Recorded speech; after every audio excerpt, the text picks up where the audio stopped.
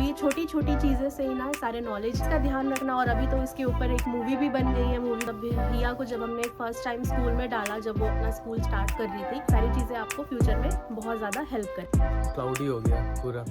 एक नया वीडियो। हाँ जी, तो मैं इधर ही हूँ अपने गार्डन में, और देखो हमने थोड़ी सी गार्डनिंग अभी स्टार्ट की है, थोड़ी सी की है, तो थोड़े बहुत फ्लावर्स हमने लगाए हैं, तो इसलिए सोचा कि आज का वीडियो गार्डन से ही स्टार्ट करते हैं। Hey guys, welcome back to another informative video. आज का भी वीडियो बहुत ज़्यादा इन्फॉर्मेटिव है। अगर आप यूके आने वाले हो तो यूके के बारे में सब कुछ जानना आपके लिए बहुत ज़्यादा इम्पॉर्टेंट है। तो चलो देरी ना करते हुए वीडियो को स्टार्ट किया जाए।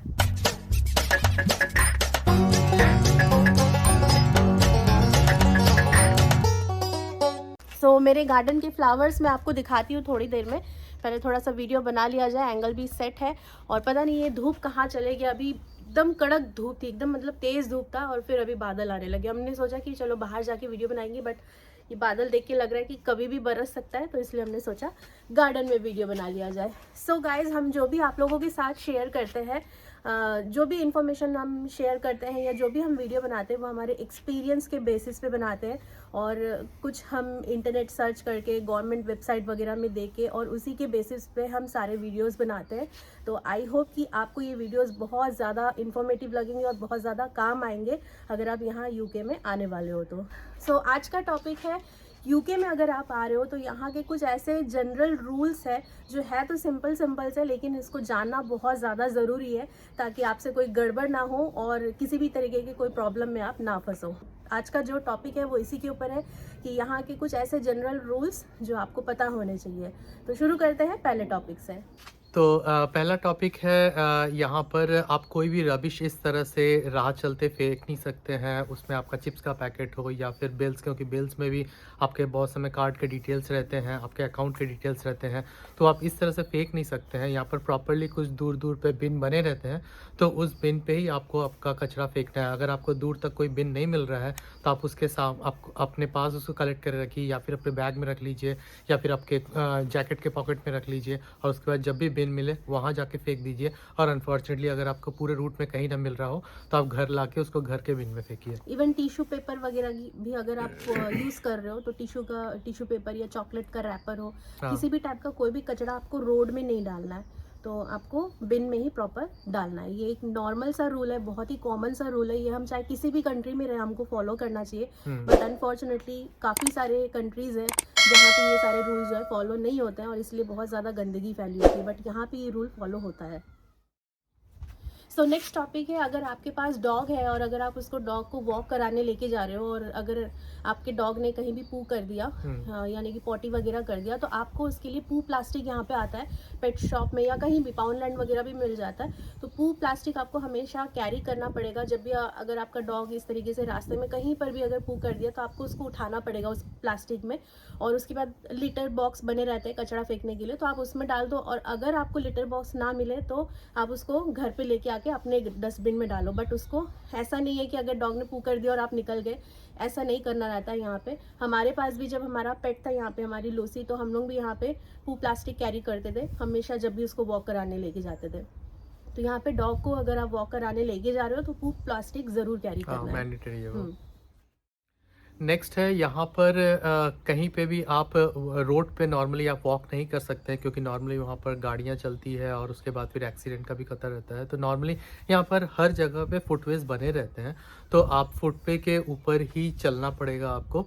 और इवन बहुत कंट्रीज़ में ऐसा है कि उन लोग अगर रोड भी क्रॉस करना है तो अचानक से बीच रोड से ही कहीं से भी क्रॉस कर जा रहे हैं, तो यहाँ पर भी प्रॉपर क्रॉसिंग के लिए बना रहता है। और वहाँ पर भी आपको ऐसे बहुत सारे जगह सिग्नल्स दिया रहता है, या फिर स्कूल के सामने सिग्नल नहीं दिया रहता है तो वहाँ पर ऐसे जेब्रा क्रॉसिंग या फुटवे बना रहता है, तो वहाँ पर भी आपको दोनों साइड देखना पड़ेगा। और उसके बाद जब गाड़ी स्टॉप हो रहा है उसके बाद ही आपको रोड क्रॉस करना पड़ेगा। तो नॉर्मली आप रोड मतलब फुटवे पे ही मतलब आपको चलना है, तो ये रूल को आपको फॉलो करना होगा यहाँ पर। नेक्स्ट है, यहाँ पर ये मेनली ड्राइवर्स के लिए है जो भी यहाँ पर गाड़ी चलाते हैं। तो यहाँ पर कार चलाने के लिए हर जगह एक स्पीड लिमिट बना रहता है, और उसके लिए आपको इन्फॉर्मेशन के लिए हर जगह आपको पोल में या फिर कहीं पे भी वो इन्फॉर्मेशन ऑलरेडी आपको राउंड सर्कल में, रेड राउंड सर्कल में उसके अंदर आपको स्पीड लिमिट दिया रहता है। तो आपको उस स्पीड लिमिट में ही चलाना है। अगर आप उस स्पीड लिमिट से ज़्यादा चलाएँगे तो आपको फिर फ़ाइन लगेगा। यहाँ पर ट्रैफ़िक पुलिस तो कहीं पे भी रास्ते में नहीं रहता है, तो हर जगह पे फ्लैश लाइट्स लगे रहते हैं। तो वो आपके जो नंबर प्लेट है उसको स्कैन करेंगे, और स्कैन करके और उसके बाद फिर इमीडिएटली आपके घर पे चालान आ जाता है।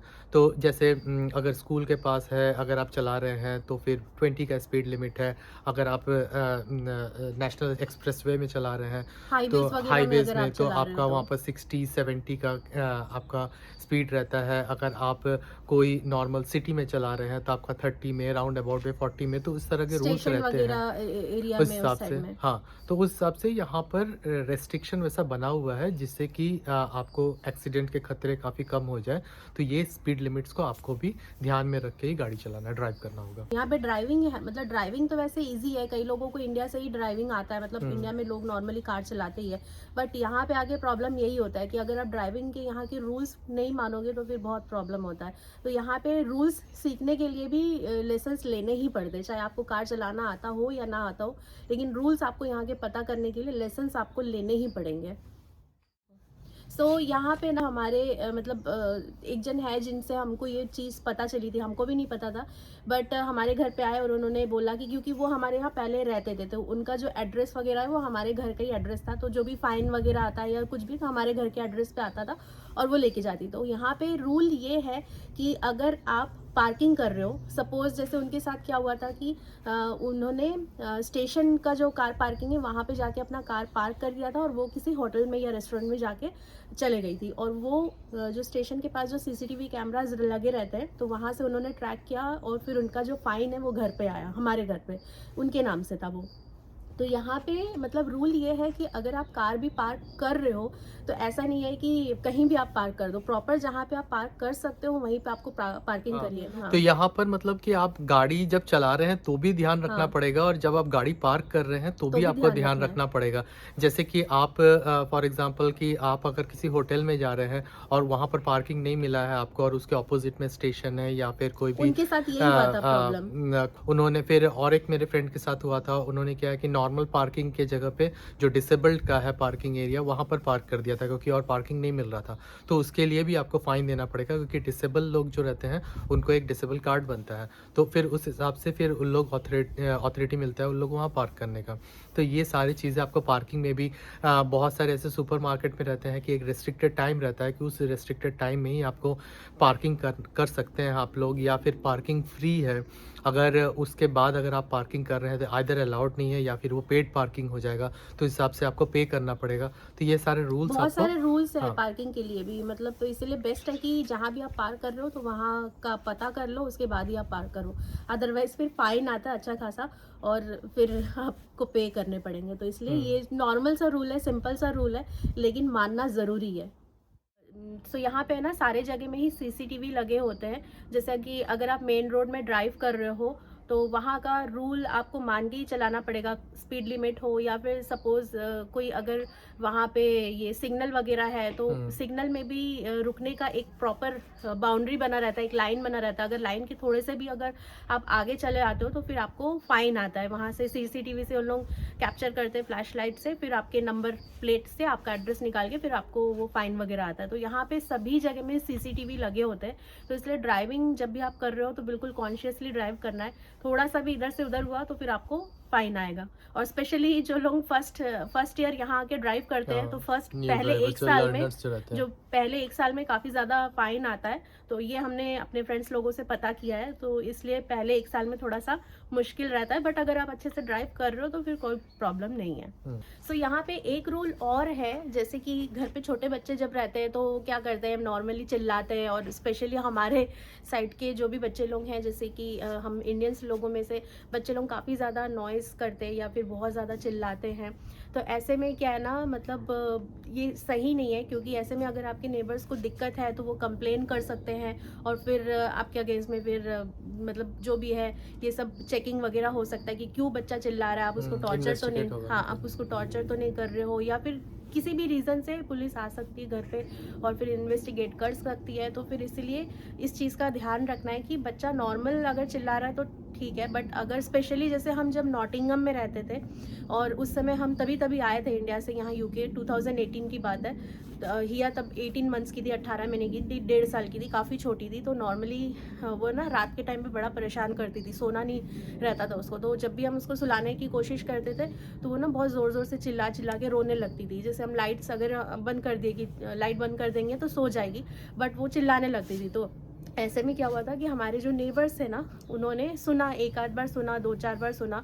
उसके बाद फिर ना उन्होंने ऐसे नॉक किया रूम के, क्योंकि वॉल शेयर होता है ना तो सुनाई देता है। तो वॉल पे उन्होंने नॉक किया, तो फिर हमको थोड़ा सा हम कॉन्शियस हो गए कि उनको दिक्कत हो रहा है। तो हम फिर उसको, जिलिशा को फिर तुरंत हमने जैसे तैसे करके उसको चुप कराया। तो नेबर हमारे अच्छे थे इसलिए कंप्लेन नहीं किया। बट यहाँ पे ऐसा होता है कि अगर नेबर थोड़े से भी खड़ूस टाइप के हो, और स्पेशली अगर ओल्ड एज टाइप के हो, उनको पसंद नहीं है ज़्यादा शोर शराबा, और अगर आपका बच्चा नॉन स्टॉप कंटिन्यू दिन भर चिल्ला रहा है, स्पेशली रात के टाइम पे चिल्ला रहा है, तो हो सकता है कि वो कंप्लेन कर दे। तो इसलिए थोड़ा सा कॉन्शियस रहना, अगर घर पे बच्चा है, अगर आप लेके आ रहे हो बच्चे को, तो इस चीज़ का ध्यान रखना है कि ज़्यादा आवाज़, शोर शराबा ये सब नहीं करना है रात के टाइम पे स्पेशली। सो एक और केस मुझे याद आ रहा है, वो भी मैं आपको शेयर कर देती हूँ। वो भी यहाँ का एक रूल ही है बोल सकते हो, कि जैसे कि मतलब हमारे ही कुछ मतलब फ्रेंड्स लोगों में से ही हुआ था, मतलब फ्रेंड के फ्रेंड ऐसे टाइप में हमने देखा था, सुना था कि वो अपार्टमेंट में रहते थे और उनकी खिड़की थी, और जब भी जैसे नॉर्मली क्या आदत रहती कि कुछ आवाज़ आया तो हम खिड़की से बाहर देखते थे। तो मतलब इंडिया वाली आदत है, वो इंडिया में सभी को रहता है ये वाली आदत। तो उन्होंने भी शायद ऐसे किया होगा, एक आध बार, 2 बार, 4 बार। तो जो उनके नेबर थे उनको ऐसा लगा कि ये मुझे क्यों ऐसे बार बार देखते हैं, तो उनको ये चीज़ पसंद नहीं आया और उन्होंने कंप्लेन कर दिया कि इस यहाँ पे जो भी रहता है तो इनसे मुझे दिक्कत है, क्योंकि मेरे प्राइवेसी को ये हैम्पर कर रहे हैं, क्योंकि ये मुझे हमेशा देखते रहते हैं। मैं चाहे कहीं भी जाऊँ या मेरे घर में कोई भी आए तो इस चीज़ को ये हमेशा देखते रहते हैं, जो कि मुझे पसंद नहीं है। और उसके बाद फिर फाइनली उनको जो है ना घर छोड़ना पड़ा था, उनको दूसरे घर में शिफ्ट होना पड़ा था। तो यहाँ का ये भी एक आप बोल सकते हो रूल है, या फिर एक सिंपल सा चीज़ है जो कि आपको मान के चलना पड़ेगा। अगर आप यहाँ पे आ रहे हो तो विंडो से किसी को भी ऐसे बार बार देखना नहीं है, आप अपने में रहो, ताका झाकी नहीं करनी, आप अपने में रहो, उनको अपने में रहने दो। मतलब प्राइवेसी सबको चाहिए, तो आप अपने में रहो, उनको अपने में रखो। नॉर्मली आप देखो, वो ऐसा कोई प्रॉब्लम नहीं है अगर आप नॉर्मली देख रहे हो। बट कोई अगर आ रहा है, गाड़ी की आवाज़ आई, आप जाके देखने लगे कौन आया, या स्पेशली नेबर के यहाँ झाका झाकी कर रहे हो, तो वो यहाँ पे लोग पसंद नहीं करते हैं। तो इसलिए इस चीज़ का ध्यान रखें और इस तरीके की हरकतें यहाँ पे नहीं करनी है। नेक्स्ट है यहाँ पर लोग काफ़ी लो पेस में काफ़ी धीरे बात करते हैं, मतलब कि एकदम चिल्ला के और किसी को सुना के, वैसा नहीं। हाँ, एक्सेप्शनल रहता है बहुत समय, कोई पेरेंट्स लोग ऐसे बच्चे पे गुस्सा आ गए, या फिर बच्चे तो टीनेज हमेशा ही, वाले, हाँ, बच्चे तो हमेशा ही हर जगह ही शोर शराबा, चिल्लाते हैं। हाँ। तो फिर बच्चे का ठीक है, लेकिन पेरेंट्स लोग इस तरह से मतलब नॉर्मली अपने में भी अगर बात कर रहे हैं, बड़े लोग या फिर बच्चों के साथ भी बात कर रहे हैं, तो वो हमेशा थोड़ा धीरे आवाज़ में बात करते हैं, ताकि कहीं पे भी अगर रास्ते में बात कर रहे हैं, स्कूल में, ऑफिस में या मॉल में, गार्डन में, कहीं पे भी धीरे बात करते हैं। तो ट्राई कीजिए कि आप भी थोड़ा धीरे ही हाँ। बात करें, क्योंकि चूँकि यहाँ पर सब धीरे बात करते हैं, तो उसमें से अगर आप ज़ोर से बात करें तो फिर एक तो वो थोड़ा एम्बैरेसिंग हो जाएगा, और प्लस लोग भी आपको घूम-घूम के देखने लगेंगे। तो फिर वो एक अगर आप मेंटेन करके चलें तो अच्छा है। मतलब यहाँ के कल्चर में ये लोग बहुत शांत, धीरे धीरे, एकदम पोलाइट वे में इस तरीके से इनका बिहेवियर रहता है। तो उसमें अगर हम इस तरीके का बिहेव करें कि बहुत लाउडली बात करें, तो वो अच्छा भी नहीं लगता है। तो इसलिए इस चीज़ का ध्यान रखना है। अगर आप यहाँ पे आ रहे हो तो इसको हैबिट में बना लो। अगर आप पहले से ही धीरे बात करते हो तो कोई प्रॉब्लम नहीं है, लेकिन कुछ लोग होते हैं जो बहुत ज़्यादा लाउड होते हैं। यहाँ पे आने के बाद थोड़ा सा नॉर्मल वॉइस में बात करो तो फिर कोई प्रॉब्लम नहीं है। बहुत ज़्यादा एक्स्ट्रा ऑर्डिनरी हाई वॉल्यूम में बात नहीं करना है। सो यहाँ पे एक चीज़ और है जो कि मैं बताना चाहूँगी। जब हिया को जब हमने फर्स्ट टाइम स्कूल में डाला, जब वो अपना स्कूल स्टार्ट कर रही थी, तो उस स्कूल से ही हमको बोला गया था कि बच्चे को फोर्क एंड नाइफ यूज़ करना सिखा दो, क्योंकि यहाँ पे बच्चों को स्कूल में फूड दिया जाता है। यहाँ पे उसको डिनर बोलते हैं, पता नहीं क्यों, दोपहर में खाना रहता है बट उसको डिनर बोलते हैं। तो यहाँ स्कूल डिनर या लंच जो भी आप बोलो, तो वहाँ पे बच्चे को फोर्क एंड नाइफ यूज़ करके खाना रहता है। तो इसलिए यहाँ पे स्कूल जाने के पहले, स्कूल स्टार्ट करने के पहले ही बच्चे को आप फोर्क एंड नाइफ यूज़ करना सिखा देना। अगर आपका बच्चा यहाँ आके स्कूल जाने वाला है, या फिर बड़ा बच्चा आ रहा है और स्कूल जाने वाला वाला है तो फिर तो आप उसको सिखा ही देना, क्योंकि यहाँ पे हाथ से खाना कोई नहीं खाता है, यहाँ पे स्पून या फोर्क की इस्तेमाल करते हैं। एक्सेप्शनल जैसे कि अगर आप बर्गर वगैरह या सैंडविच वगैरह खा रहे हैं तो ठीक है, तो उसमें कोई प्रॉब्लम नहीं है। बट नॉर्मल जैसे पास्ता या नूडल्स या बाकी कोई भी फूड आइटम खा रहे हैं तो फोर्क एंड नाइफ से ही खाना रहता है, हाथ से मतलब मना ही करते हैं। और प्रिपल अगर शुरू में जैसे छोटे बच्चे हैं स्टार्ट कर रहे हैं तो थोड़ा बहुत तो भी मतलब लिबरल रहते हैं उन लोग, थोड़ा बहुत छूट दे देते हैं। बट अगर बड़ा बच्चा है तो फिर थोड़ा सा स्ट्रिक्ट रहता है कि हाथ से नहीं खाना रहता है। और दूसरी चीज़ है, अगर हम पेरेंट्स भी कहीं बाहर जा रहे हैं मॉल वगैरह में या कहीं भी रेस्टोरेंट में जा रहे हैं तो अपने बच्चे को हाथ से खाना नहीं खिलाना है, यहाँ पे स्पून या फोर्क का इस्तेमाल करो। हाथ से अगर आप सैंडविच बर्गर या कोई ऐसा चीज़ जिसको आप हाथ से खिला सकते हो तो आप खिलाओ, बट नॉर्मल जैसे मैंने बताया यहाँ पे स्पून और फोर्क या नाइफ का ही इस्तेमाल करके आपको खिलाना रहता है। तो इस चीज़ का ध्यान रखना। और अभी तो इसके ऊपर एक मूवी भी बन गई है, मूवी भी आपने देखा ही होगा, नॉर्वे वाला जो रानी मुखर्जी का मूवी है, तो ये कहीं ना कहीं ये बात बिल्कुल सही है। तो इसलिए इस चीज़ का ध्यान आप ज़रूर रखना। और हाथ से खाना खिलाने वाला जो आदत है, अब घर पे जो भी करो कोई दिक्कत नहीं है, बट बाहर पब्लिक एरिया में अगर आप जा रहे हो तो इस चीज़ का ध्यान रखना। मेन है कि स्पून से हाइजीन मेंटेन करना है, आप गंदे तरीके से ऐसे बच्चे को नहीं खिलाना है ताकि लोग जो है इसको बुरे नज़र से ना देखें। तो ये है कुछ ऐसे जनरल रूल्स, बेसिक रूल्स जो सिंपल से चीज़ें हैं लेकिन आपको जानना ज़रूरी है, ताकि अगर आप यहाँ पे आ रहे हो तो आपको किसी भी तरीके का कोई भी परेशानी ना फेस करना पड़े। रहते रहते बहुत सारे एक्सपीरियंस होते हैं और ये सारी चीज़ें हमने यहाँ पे 5 साल में रहते रहते ही एक्सपीरियंस किया है, और वही सारी चीज़ें मैं आप लोगों के साथ शेयर कर रही हूँ। हो सकता है कुछ लोगों के लिए ये बिल्कुल ऐसी फालतू की चीज़ें या ऐसी ही नॉर्मल सी चीज़ें, बट कुछ लोगों के लिए ये बहुत ज़्यादा काम की चीज़ें हैं। तो आई होप कि आज का वीडियो आपको पसंद आया होगा, आपको हेल्पफुल लगेगा अगर आप यहाँ यूके में आ रहे हो और अगर आपको यूके के बारे में कुछ भी नहीं पता है तो ये छोटी छोटी चीज़ें से ही ना सारे नॉलेज गैदर होते हैं और ये सारी चीज़ें आपको फ्यूचर में बहुत ज़्यादा हेल्प करेंगी। तो अगर आज का वीडियो अच्छा लगा हो तो प्लीज़ लाइक शेयर और सब्सक्राइब सब्सक्राइब कीजिएगा। कर देना। और अगर आपके कुछ व्यूज़ हैं या फिर कुछ कमेंट्स हैं तो प्लीज़ हमें इन्फॉर्म कीजिए वाया कमेंट्स, और हम लोग उसका जल्दी से जल्दी रिप्लाई देने की कोशिश करेंगे। चलो, take care, bye bye. Bye.